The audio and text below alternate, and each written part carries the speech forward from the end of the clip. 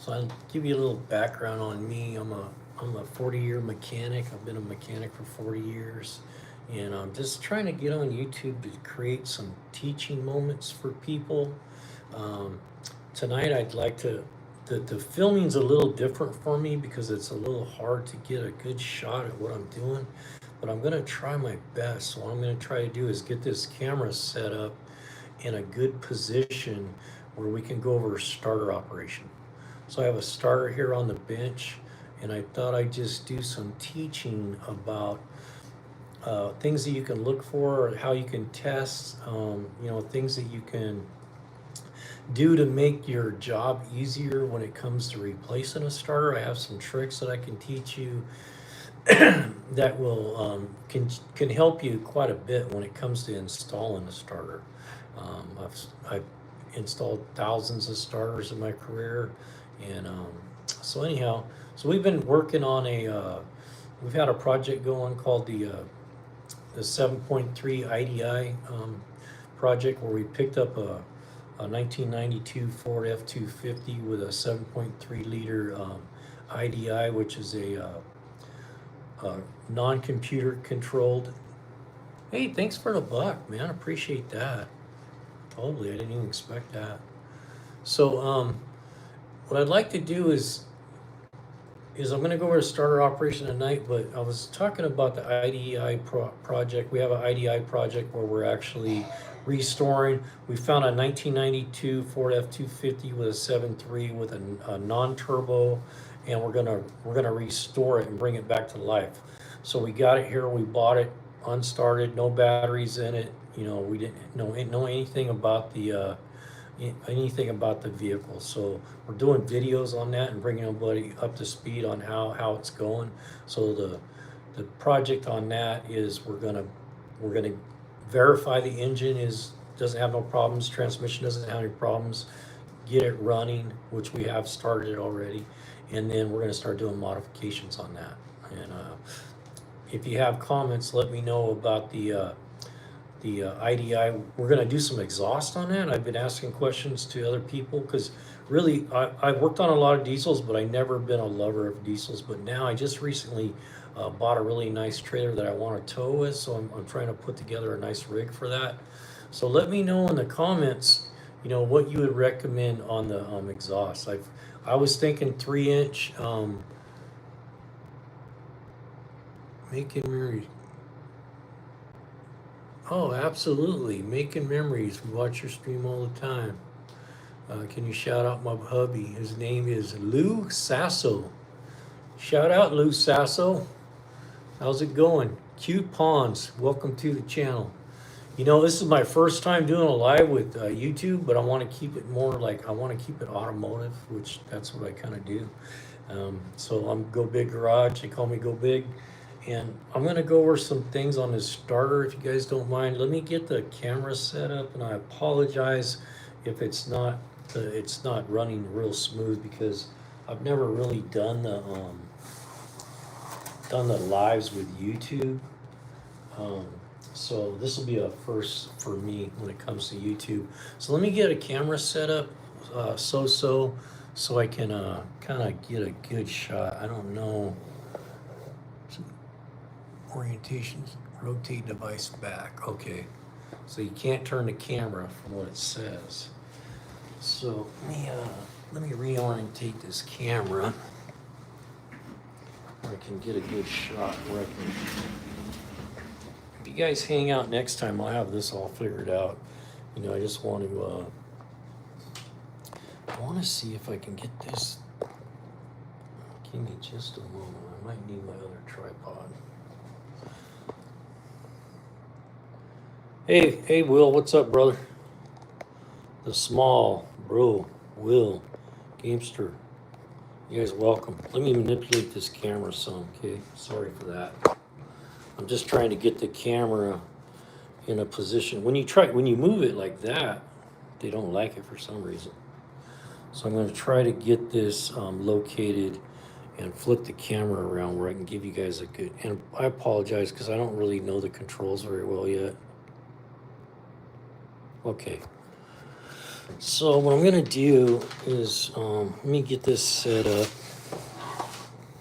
Hope everybody's having a good night. So we're gonna go over this. We're gonna go over this starter and things that you can look for and things you can do with this starter. Um, hang on, let me get this. Let me get this loaded. Doesn't like it that way. What did I do wrong? Something. I paused it or something.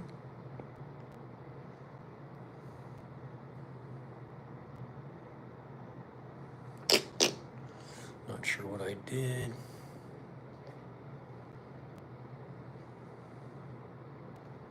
Hang in there, guys. I'm trying to figure out the controls on this. For some reason, I touched. There it is. Okay. Sorry. This stuff's all new to me. I'm trying to figure out a way to load this camera without blocking your view. Give me just a second. Okay, that's fair. It's not too bad. Let's see if we can get this up. I have a really nice camera, so I kind of usually use that, but it seems like they want you to keep the video, in this situation. It doesn't like it when you rotate it around the other way. I don't know if I'm supposed to have that. You never know anymore. So let's talk a little bit about the starter and what it does. Let's just keep it really basic right now. And that's kind of what my I've been trying to encourage, is just basic learning. How to teach people, how to learn about automotive. It's been a good thing for me over 4 years, and I have a lot of experience, and I have a lot of knowledge to teach. So if you're willing to hang out, I'll teach you. Would you rather watch a tree grow or a Negro? Will said hi. Hey, Will. Actually, love this setup, by the way. Oh, thanks, man. I appreciate that. We'll get this setup figured out. I'll get a different gimbal so I can do really good with the camera. And I might do the live through my PC because, see, I got this. I don't know if you guys can see this. Let me show you. So I got a real nice boom arm for my good camera. But I think what I got to do, I got to figure out how to hook that through the PC. I don't think it'll allow me to. I don't think it'll allow me to do the video right now. I got to figure out how to hook my good camera through the PC. Once I get that figured out, we'll do that. Okay, let's go to the starter. So, what does the starter do? It's exactly what it says. It starts the motor. It's a starter motor. And we're going to actually hook this up to a battery right here on the bench tonight, and we're going to teach you how to test this thing. I made a video, if you guys haven't seen it, I made a video, excuse me, that teaches you how to make a starter switch, remote starter. Sorry, gosh darn it. Wow, a remote starter switch. Hang on a second.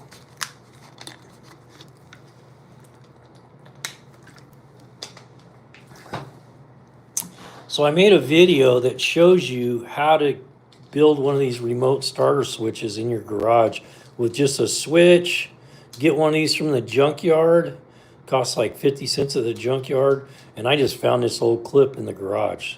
So basically, once you build one of these, what you can do, you can take any starter that has an S terminal on it, like the Fords. This one has that.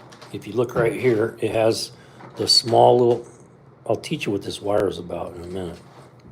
So you see this small little terminal right here? That's the terminal that the power is engaged on the starter to activate the starter. So when you turn the key, power is put on this terminal. And by having this little tool that I showed, you can just take, let me show you how you use this at home. If you were going to test your starter, and it doesn't have to be out on the bench, you can test it right in the car. You just take this, you hook this to the battery positive, clap that on the battery positive.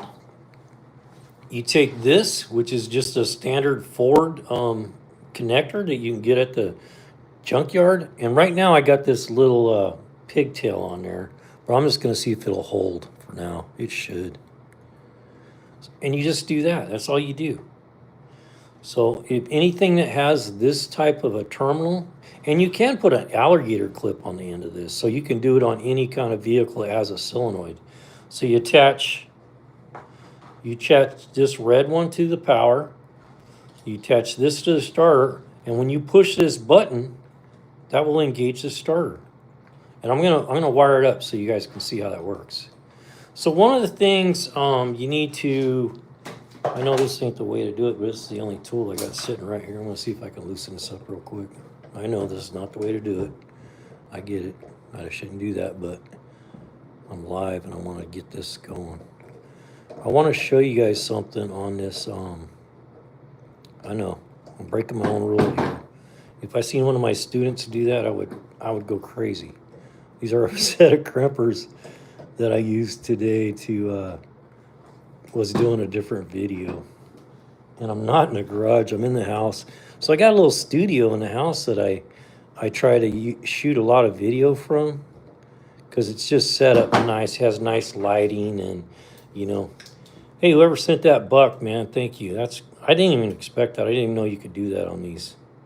I'm just trying to put some value out there for you guys, the viewers. I'm trying to create some good viewing. It's hard to see any comments through this, where the way the phone's set up. So if I miss your comment, I'm sorry. Okay, so I'm going to take this off. Just there, I'm going to hang with me, because I'm telling you, this little trick right here with this pigtail is going to save you a lot of gray hair. Believe me, I learned it the hard way. Okay, so what I'm going to do is, let me see if I can get this to kind of sit. It doesn't sit very well. Let's do this. I got a vise I need to bring in here so I can do this stuff. So what we're going to do, I got a battery right here on the ground. And you know how you hook up a car to do a jump start, just positive, negative to the battery? We're going to do that at the battery, red on positive, black on negative. We're going to bring the cables up here. And I'm going to show you how you can test this with the switch, right? Or without the switch. You can do it both ways.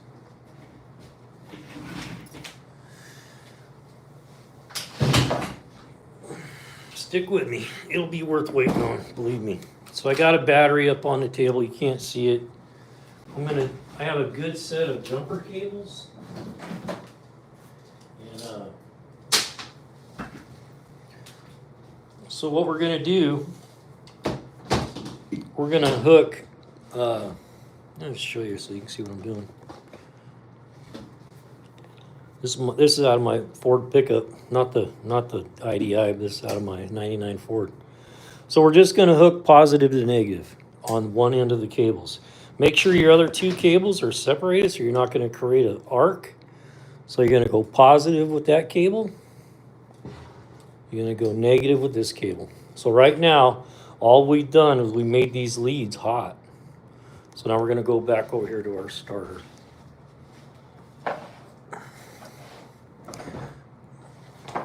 This thing is set up right, that would be better. I didn't think this out very good. This is the first time I did a YouTube live. YouTube live. I wasn't sure about doing the lives. I wasn't sure if many people actually watched the lives. I wasn't sure. So anyway, and you know what? As long as I got a couple people, you know, I like to teach. I've been teaching guys for years, different guys over the years, you know. And I do enjoy it. So anyway, so let's turn this around this way. Well, let's keep it right here for now, because I want to show you guys this. So in the vehicle, when this starter is in the vehicle, any starter for that point, usually there's one big terminal. And usually that big terminal right here goes straight to your battery positive. And I'm going to teach you guys another little trick about batteries that will save you some headache. That a lot of people don't know. Okay, so the battery, this is the battery that comes right off your battery in your car. So basically, we're just going to replicate that. Well, first I want to show you how to do it without that. Let's just do the ground for now. So what I'm going to do, I'm going to give it a ground. Sorry, I'll get a better mount so this ain't so wobbly and all over the place. So right now what I'm going to do is I'm going to just give it a ground. So this is where the starter would bolt to the block. So that's the ground. A lot of times that's the only ground you have at the starter. So there's the ground, okay? Now I'm going to take my remote starter switch that I told you about, and you can watch the video, it's on my channel, of how to make that starter switch. Real simple. So all we're going to do, we're going to take this hot lead right now, we're going to hook it to this hot cable, right? And then we're going to take this lead, and we're going to hook it to the solenoid. It just slides on there, you don't have to hold it or nothing. Now you have the button. And because we don't have power hooked to here, we're just going to activate this part, the solenoid. So we're going to test the solenoid. Let me show you how it will do. So this is a great bench test on an old starter or one that you're going to install in a car. When you push this button, you're going to apply power to this solenoid. So this thing should just kick out. It's not going to spin, it's just going to kick out. And one thing people miss a lot when they're inspecting starters is starters have a one-way clutch on them. And what a one-way clutch means is it can only turn in one direction. See how it turns that way? But it won't turn this way. And that's what it's supposed to do. That's a test. You should turn that and then try it to go the other way. And it shouldn't turn. And the reason that is when this pops out, and I'll show you, see how it pops out? All I did was push that button. That's a great test on the bench to know if a starter you have is bad or a good starter that you're going to spend 2 hours standing on your head to install. Make sure that sucker works before you get it in there. All it takes is to hook this up like I showed you. And you can do the same thing jumpering it with a screwdriver. I don't recommend that. It takes 5 minutes to make this thing. This switch is like $7, some wires and some connectors. And you can just use alligator connectors as far as that goes. But anyway, so when you push the button, what happens is it activates this solenoid and it pushes that out. So when that happens, you just want to know, did this come out and does it go back in? And the reason it has that one-way clutch is when this contacts a gear on the flex plate that makes the engine crank to get it started. But once it starts, that gear is going to go faster than this. So that's the purpose of that one-way clutch. It drives it until the speed is too much, and then what will happen, it'll let that one-way clutch spin, and it'll allow it to go back in. It won't stay out. Okay, so there you go. There's the test.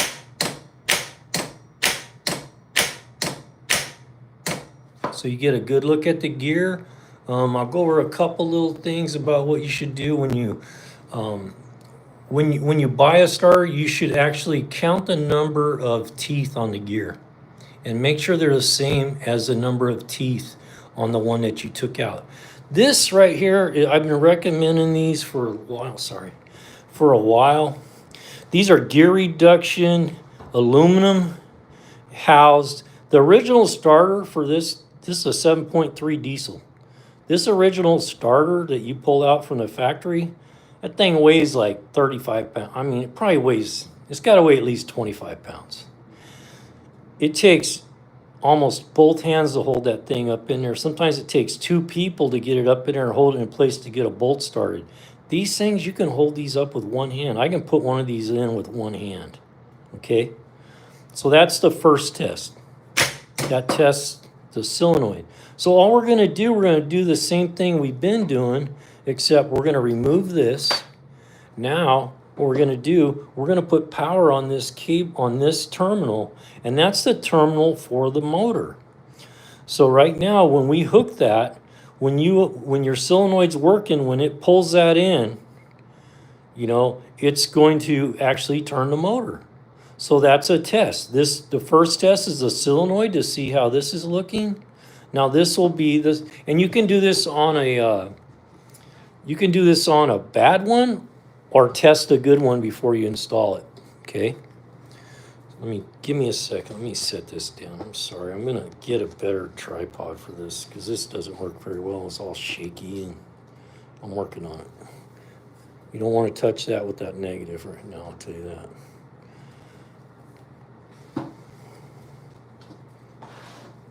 Give me a second. I'm gonna get this a little more secure. To bring that, I got a nice little vise I can bring in. Here, let's just use that remote and that'll work.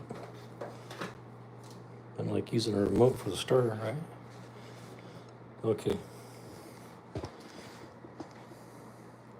So what we're gonna do now is we're just gonna apply power here. And that's, the way it's wired, this would just be like in the car. There's power here to the battery. You have a ground because this is the ground for the engine.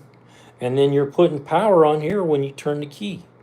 So all you're doing by doing this, you become the key. So let's go. You gotta be careful when you put this one on because this is a hot. If you touch that hot to there on the ground, you're gonna create an exciting day. So what you wanna do is try to just clamp just the stud right there.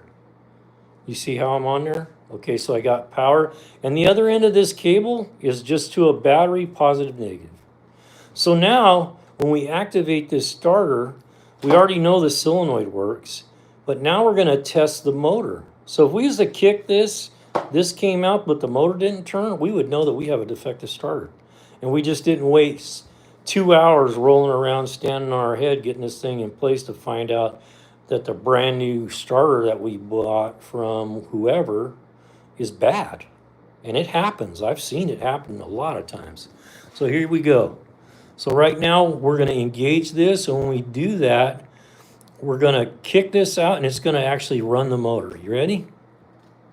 Oh, see, there you go. I made a mistake. See this little clamp? It's got to be on power. So you can go straight right to the battery with that one. See how I'm going to hook that little clamp? That has to be hooked to power or it won't operate. I just made a mistake. Sorry. So when we activate this, it's going to bring this out and it's going to let it turn. Now let's watch.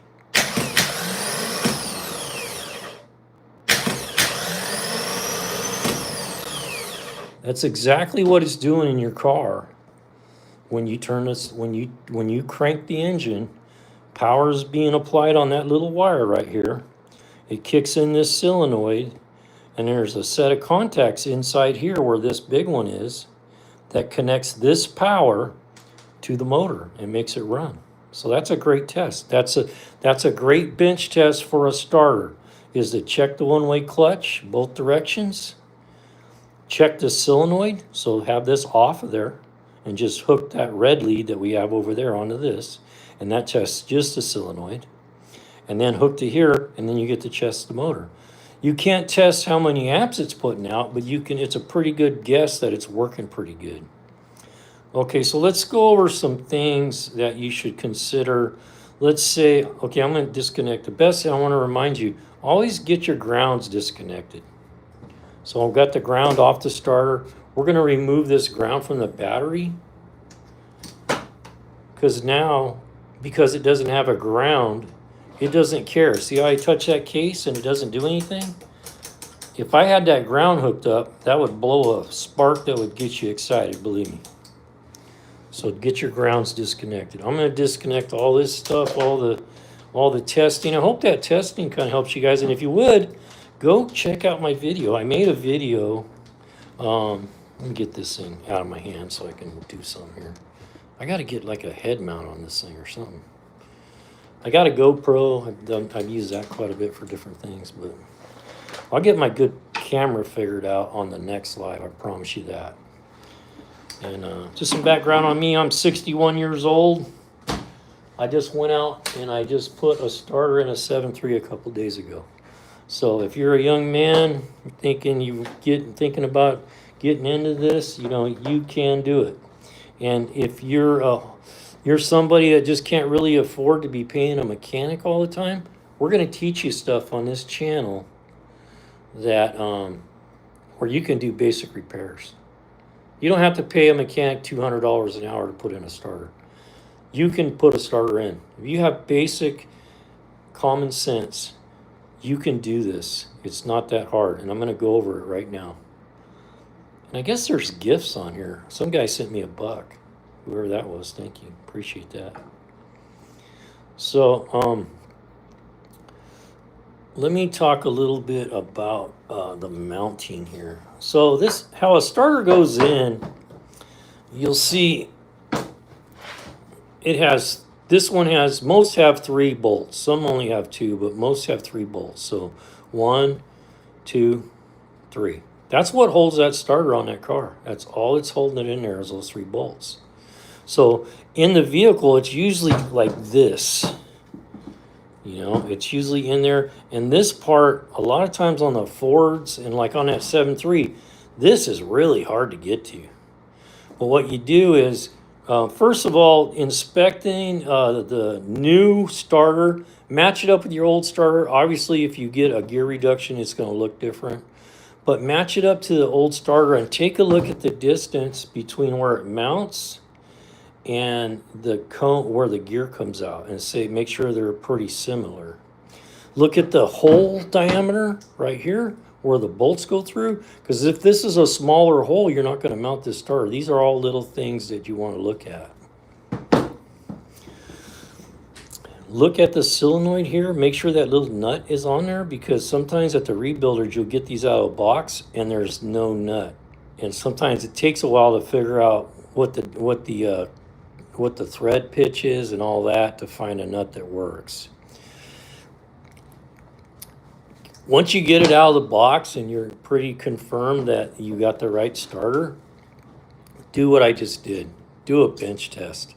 Believe me, take it from a guy that has put more than one starter in that was a pain in the butt and found out that the new starter was bad. It was a core, or somebody used it already and it had a problem. You get it all in there, you think you got your diagnosis figured out, you hit the key and nothing happens. Then you start chasing your tail thinking, well, it's got a brand new starter and it can't be the starter. You guess what? Yeah, it can be the starter. So you want to test the starter, confirm you have a good part before you spend the time putting it in there. Because, it takes a lot of effort to put that in. You don't want to get it in and find out, okay, I'm going to teach you something right now. I'm telling you, if you're a mechanic in a shop or you work on your car a lot and you do starters like this, some of these starters are heavy, and I'm a pretty strong guy. And I'll tell you what, some of these starters are no fun to try to hold up in that hole while you get a bolt started. And that's how this starter goes in. This one and this one, it goes up like this. It goes in the hole. You got to push it forward, and then you got to hold it up there, and then you got to get a bolt started. But I'll teach you a trick about that too. There's a trick to that. But here you go. Here's the golden egg right here. Normally, you're going to bolt this. You're going to get that up in the hole. You're going to put the 3 bolts in, right? You're going to tighten them up. And let me give you some advice about tightening these. Don't get carried away. A lot of these go into aluminum casing on the transmission. Aluminum won't take 80 foot-pounds. It'll strip out, and you'll be in there drilling that out and putting in a helicoil or trying to drill this out to a bigger hole because you stripped out the mounting holes. It happens all the time. I see it all the time. So when you get to here, go till it's snug. Go about 30 foot-pounds.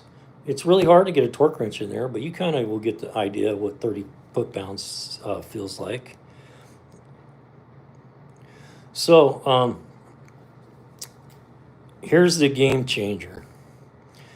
This little nut right here, after you get these all up in there, it's on this particular one, you can't hardly get your finger on this.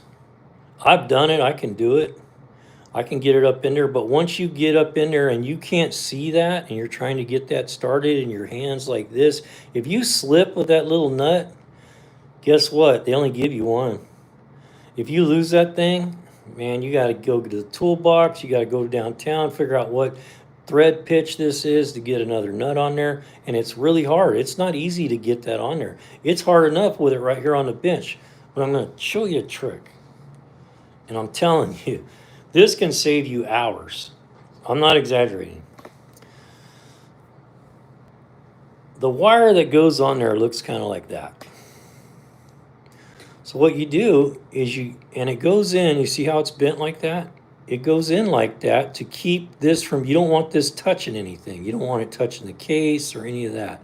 And you have another big uh, uh, cable from the battery that goes on there. So what I recommend you do, instead of fighting this, because this is what you got to do, okay? If you do it the way the manual tells you and nobody's taught you this trick, and you can do this, and you're gonna show your friends that are working in the shop with you that you're gonna make another $200 that day because you just shaved time off that job. And it's not a bad way. It's not a shortcut. It's just working smarter. So in the vehicle, you got to get this little wire, and they only give you enough wire to barely get it on there. So you're trying to hold the starter up, hold this wire like this, and then get this on there, right? Now remember, you can barely touch this thing. I mean, you can barely get your fingers on it. You can't see what you're doing. So this is what you got to do without being able to see. Then you got to get a little tiny socket in there to tighten that thing, right? And that's from the factory. That's from the factory harness. So here's what you do. You make you a 12 or 15-inch pigtail like this. You do it right on the bench before you even think about putting the starter in, right? Look how easy that was. I'm telling you, I've spent hours trying to get that little nut on before. It depends on the starter. I've done some starters on some BMWs and Mercedes that are a nightmare. So right here on the bench, you can just take a nut driver. You can hold this like this. You can tighten that up. Get this positioned perfectly where you're not fighting it. And then what you do after you get in there, you just take an insulated butt connector and do a splice right here on the original harness. And go to my video, I'll show you how to do a good solder joint right here. You just do a butt connection and a piece of heat shrink. And so now that wire is already on there. You don't have to fight this thing up in there like that. Okay, I'm going to show you another little trick. And the other thing to do when you're going to do a starter, you're going to get underneath the vehicle, you're doing this at home on a set of stands, make sure you're safe to begin with. Make sure the emergency set, it's in park, and you got it setting on the stands. And what I do for a secondary thing is I take my floor jack, I jack it up to the frame and just leave it there, not jacked up, just under the frame. That way, if something did happen, if that came off those stands somehow, I got another way out. And I'll give you an example how that can happen. Somebody drives up in your driveway and you're underneath the car working on it, and they're not paying attention, and they come up and they bang the back of that vehicle while you're underneath there. They knock that thing off the stands. You may not survive. I can tell you a story about a guy I used to know named Big Eddie, and we found him in his garage with a pickup truck on him, and he died because he did not block it up, and he was working alone. He was up on a really crappy jack, and it fell on him.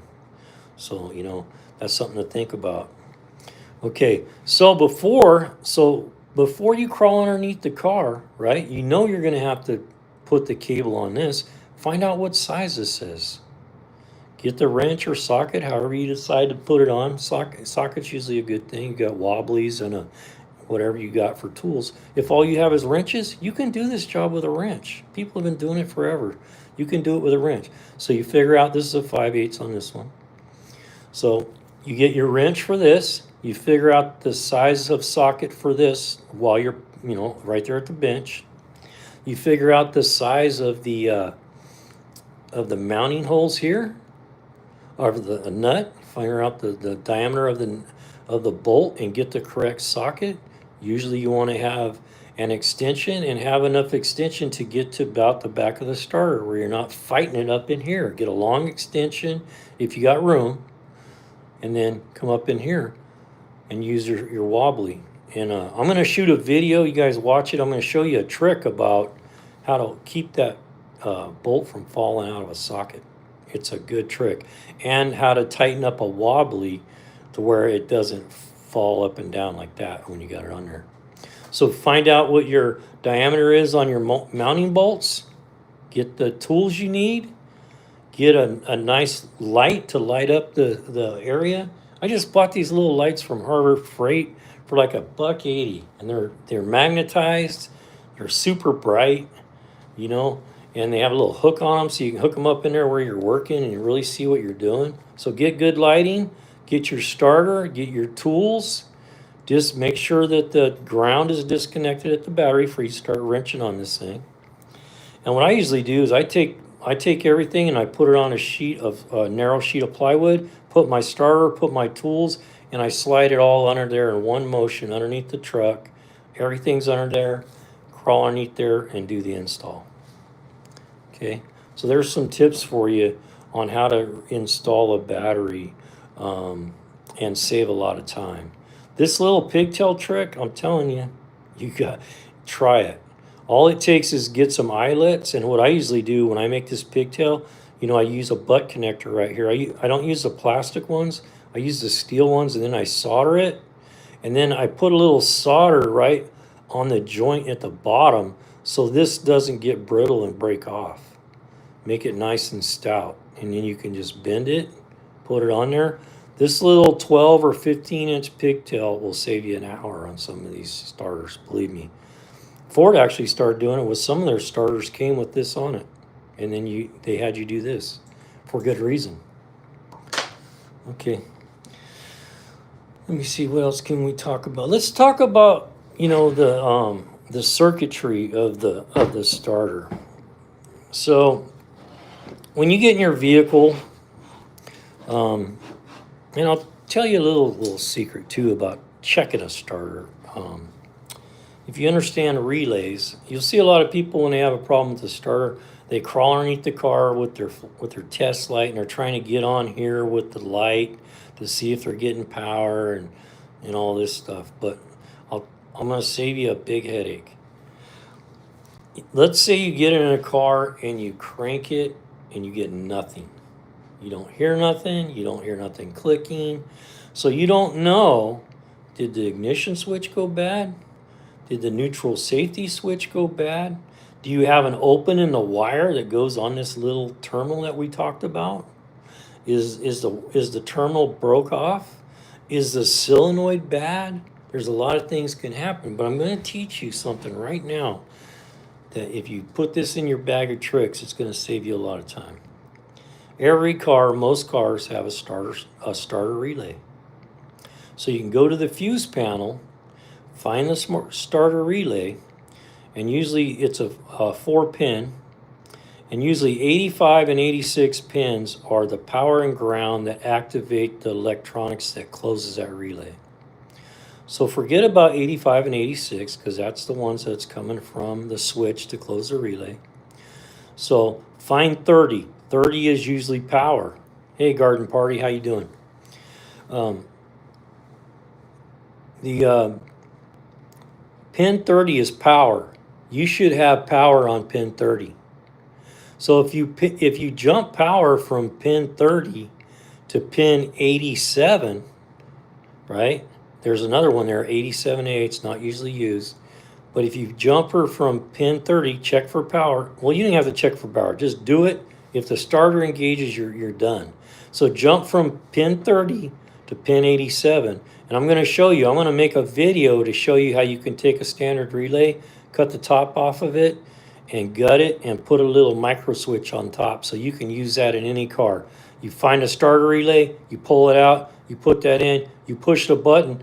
If the starter engages, you know the starter's still working because before you had nothing, right? So if the starter engages, you just cut your time in half because now you know it's from this wire up to the inside of the vehicle through either the ignition switch, a fuse, or the clutch switch, or the neutral safety switch. So it cuts your time in half. If you put that relay in and you do that and nothing happens, then you could check for power on that wire. And when you do that, if you've seen power on that wire, you know the solenoid went bad. If you checked here and you didn't get anything on that wire, you know either the you have no power on pin 30 because that's where the power comes from, or the wire that goes from the relay down to the starter on pin 87 is open. So you can check a starter without crawling underneath it. You find the starter relay, you jump her from pin 30 to pin 87. If the starter engages, you already know it's not the starter. So you eliminated the starter as being the problem. Okay? Let me give you some advice on when starters fail. Usually starters fail when they got hot. And I'll tell you a thing you want to get out of the habit of doing. You see a lot of times people are working on their cars and they're cranking on the starter, they're cranking, and let's say they got a low battery. So when they're cranking on it, it's going rah, rah, rah, rah, rah. It's barely cranking. That's the worst thing you can do for that starter. Because what happens is when voltage drops, amperage spikes. And what that means, it puts a lot of current through that motor and it'll start getting hot. I've seen guys actually burn the cables off of starters doing this, especially on a diesel truck. If you got a diesel truck that has dual batteries, it's putting out, 800 cold cranking amps to the starter because it's a high compression motor. If you get low batteries on a diesel, stop what you're doing. You're going to burn up the starter. If you start cranking on a diesel and it's barely cranking, you're going to burn up the starter. The other thing is you shouldn't engage a starter longer than 20 seconds. If you're working on a vehicle, trying to get it running, you crank on it for 20 seconds and let off. Let it give it cool down time. Wait 30 seconds. Wait a minute. Hit it again. Don't sit there and crank on that thing for 5 minutes. The starter will get hot. It'll overheat. The windings on the inside have insulation on them that start to melt. And like I said, I've actually seen guys burn the cable right off the starter where they lit on fire because they just kept cranking on it instead of, they couldn't find the problem, so they just keep cranking and cranking, thinking, well, if I crank long enough, it'll start. No, what's going to happen is you're going to burn up a $200 starter. So, let me give you some advice about changing the starter. This starter right here, I could teach a 10-year-old kid to put this starter in. He may need some help getting up in there. But I could teach, let's say 15-year-old. I could teach a 15-year-old child how to put the starter in. So there's no reason for people to be taking these things because the shop doesn't, they don't give you a bargain based on the job. Shop rate now in California is pushing $200 an hour, about $180, $190 in the dealerships.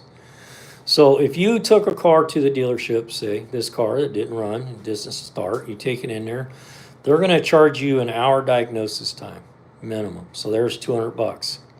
Then they're going to come back and they're going to say, hey, you know what? We found the starter's bad and the battery's weak. Okay, so this starter's $200. So you're $400 into it.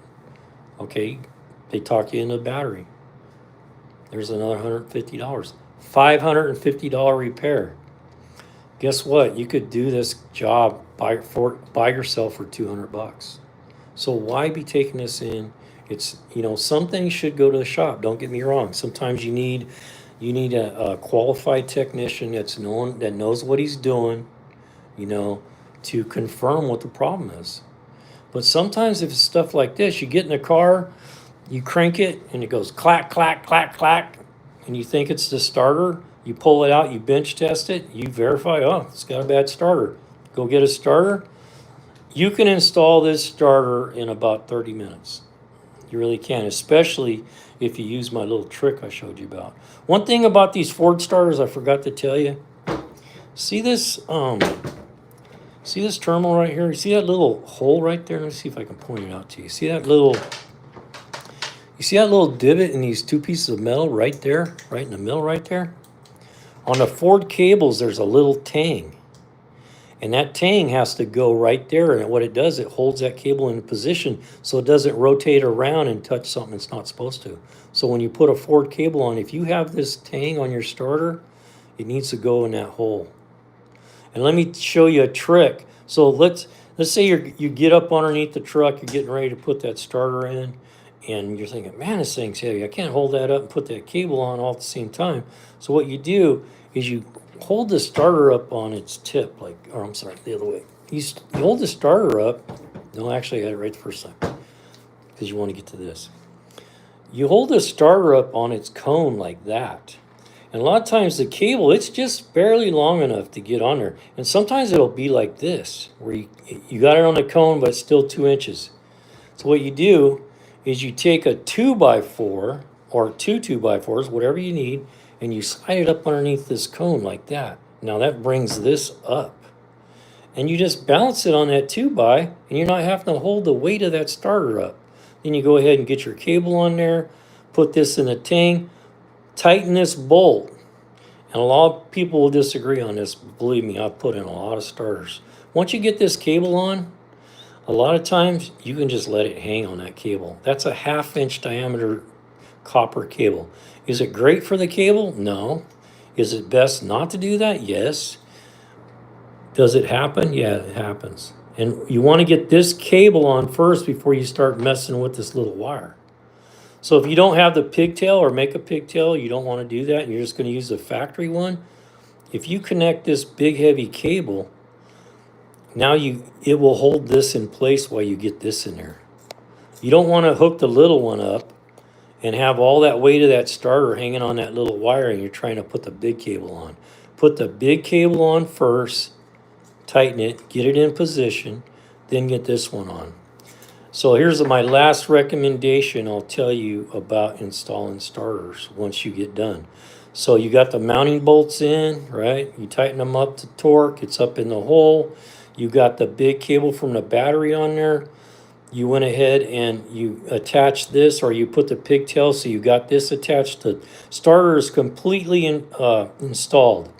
Take a look at the routing of these wires. Make sure they're not laying against a piece of manifold or rubbing up against a piece of metal. Do whatever you got to do to give these a nice route to the starter. And the last thing you want to do, a lot of times you cannot see this once that starter goes up in there. Get a mirror. They got mirrors on a stick. They got a little swivel on them. You can get them for like, $10. Get up in there with your mirror and a flashlight and look at this stuff before you hook that cable up, and I'll tell you why. If for some reason you didn't get that tang in there where it's supposed to be, or you didn't know, or let's say you had a cable that doesn't have that, and you didn't get this tight, and you're messing with that, trying to get that starter up in position. I've seen this happen, that's why I'm bringing it up. If this cable rotates around like this, right?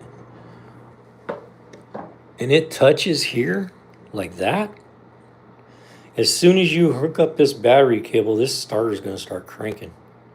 Because when you connect this terminal to that terminal, it's the same thing that this solenoid's doing. That's all this solenoid does.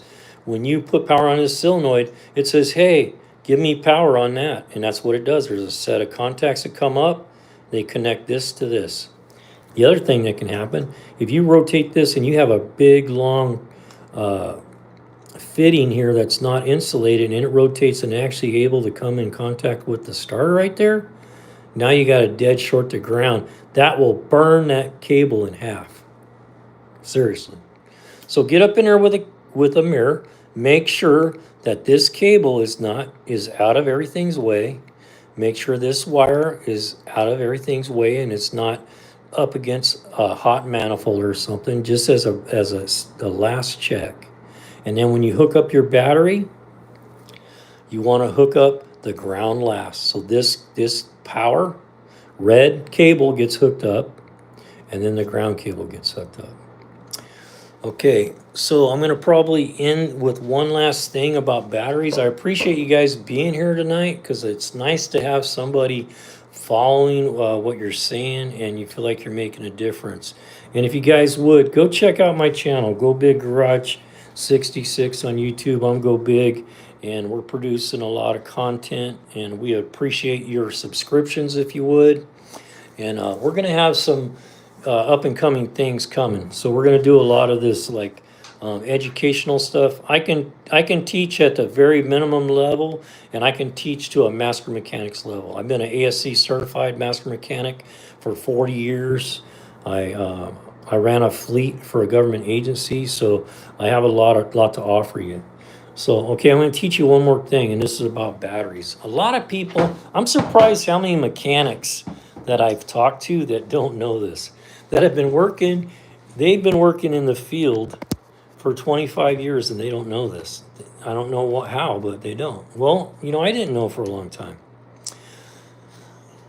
If you look at a battery, you always want to know where the positive and the negative is. Obviously, some of them are marked positive, negative. Let me tell you something about cables too. Do not trust cable color. Just because it's a red cable doesn't mean it's power. It could be a ground. A lot of times people will change the cable and they couldn't get a red one, so they just put a black one on there. So you want to make sure. So when you're looking at the battery, you see how it says positive and negative? You can see that. But on an old battery, this might be wore off or a lot of grease. You can't tell. It's late at night. You're in there with a flashlight trying to figure out how to hook this battery up. Look at the diameter of the post. The positive is bigger. So tomorrow, what I want you to do, go out to your car, lift up the hood, and look at the positive and look at the negative. The positive post is power. Positive post is power. Positive post is red, and positive post is bigger. So always remember that. The hot lead, the one that has the hot juice, that's where the trouble occurs, is when people put a wrench on this and touch ground and they didn't disconnect the ground. So we'll do a class on how to replace a battery safely, because that's why you take the ground off first. Because if you're over here and these are both hooked up, right, and you're going to change this battery, and you start wrenching on this positive one without taking that off, if that wrench touches ground, you're going to have a very exciting day. I've seen guys blow holes in a hood by doing that, or blowing a hole in the sheet metal by doing that. So once you take the ground off, if you take a wrench and you go from here and you touch metal, nothing happens, because this is already attached to metal. This is the ground. So that's why when you remove a battery, you take the ground off first. Now you can touch the ground all you want. It ain't going to do nothing, because you don't have a ground to complete the circuit. So going back in, same way. You hook the ground up last. So coming off, the ground comes off last. Going in, the ground goes on last. So you want the ground removed when you're taking the battery out first, and then you want the ground to go on last when you're installing it. So let's say we're installing this. We're going to put the positive on. There's nothing over there. Put the positive on. You tighten it up. You touch a wrench. It doesn't matter. Then you go over here and you attach the ground. If you touch that with a wrench, it ain't going to matter because it's ground. But if you did it the other way, you hook the ground up, right? You tighten it on there. You touch ground. Nothing happens. You come over here. Now you have a ground to the battery. If you touch that wrench with the positive, with that hooked up, yeah, things will get exciting. So it can hurt you. You can blow. I've seen pieces of wrenches blow off the end of the wrench. It can burn you. There's a lot of things that can happen. So I enjoyed everybody being here tonight. Hope you learned something. Please leave in. Yeah, the third bolt is fun on removal. Ruckus, I'll teach you something about that removal of that third bolt, because I got a little trick, believe it or not. I got a lot of little tricks. When you jump the big terminal, the starter will spin but not engage engine. When you jump the big terminal, the starter will spin but not engage engine. It will crank the engine, but it won't start the motor unless the key is on. If the key is on, you have fuel and you crank right there, yeah, it will start. But yeah, you get it. But yeah, the third bolt is fun. I got a little trick for getting that third bolt out, and so I'll teach that if you're willing to learn that. So anyway, everybody that's here, if you would go to the channel, subscribe if you would. we have a project going for a 92 F250 7.3 IDI that we're working through. We're going to do some modifications to. And if you would, down in the comments of this before you leave, can you rate the teaching that you got tonight? If you got any value out of it, I'd appreciate that. And whoever left me the $1 tonight, thank you. I appreciate that. Maybe I get enough of those, I can I'll be able to afford to buy that exhaust I want to put underneath that IDI.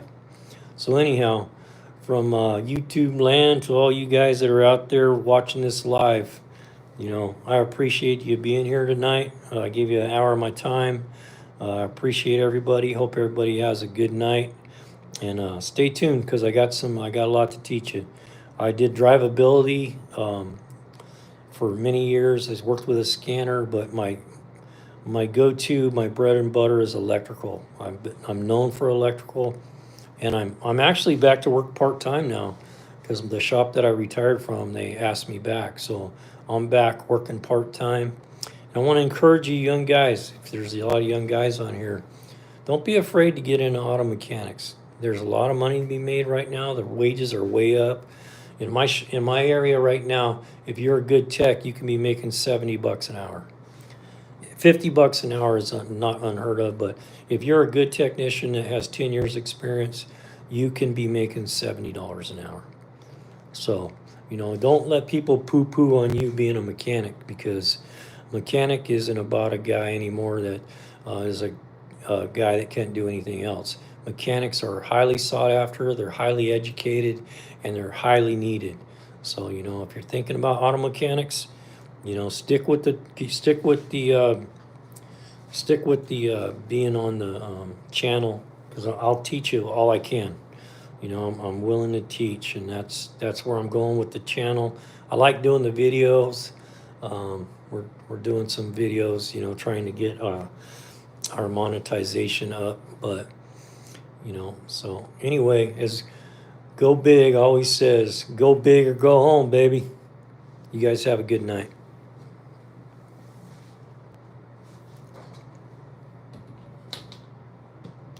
If you don't have a pair of these channel locks, you should have. Best crimpers ever made.